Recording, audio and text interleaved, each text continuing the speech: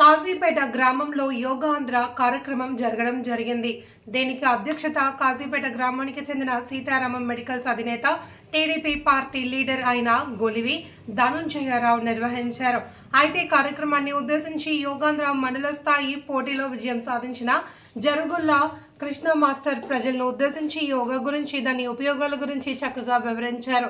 ఇంకా యోగా వల్ల ప్రజలకు ఎలాంటి ఉపయోగాలు ఉన్నాయో అవన్నీ చక్కగా వివరించి ప్రజలకు అవగాహన కల్పించారు.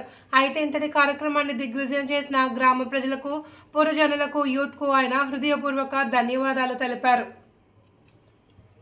మన భారతీయుల తర్వాత కాలంలో దాన్ని విస్మరించి, కానీ ఆ యోగా విదేశాల్లోకి వెళ్ళి అమెరికా, బ్రిటన్, ఫ్రాన్స్, యూరప్ దేశాలు అందరూ కూడా యోగా చేసి వారు చాలా ఆరోగ్యంగా ఉండగలుగుతున్నారు.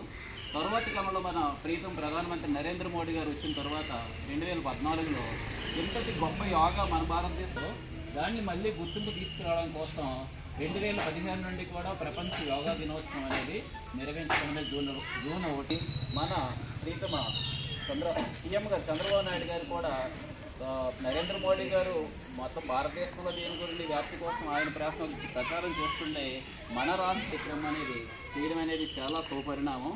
అయితే యోగా చేయడం వల్ల ఏమవుతుందంటే మనకి ఉండే దీర్ఘకాలిక వ్యాధులు, బీపీ కానీ, షుగరు, ఇంకా రక్తపోటు, ఈ గుండెకు సంబంధించి కంట్రోల్ చేయడం అనేది జరుగుతుంది.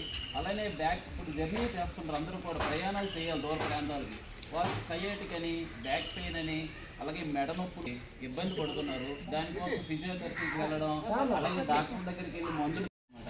తలకు సంబంధించిన వ్యాయామం ఉంటుంది, అలాగే చేతులు, నడుము, బాడీకి సంబంధించి మొత్తం వ్యాయామం అనేది జరుగుతుంది. అది కంటిన్యూగా చేసుకుంటే కూడా రాకుండా ఉంటాయి అన్నమాట.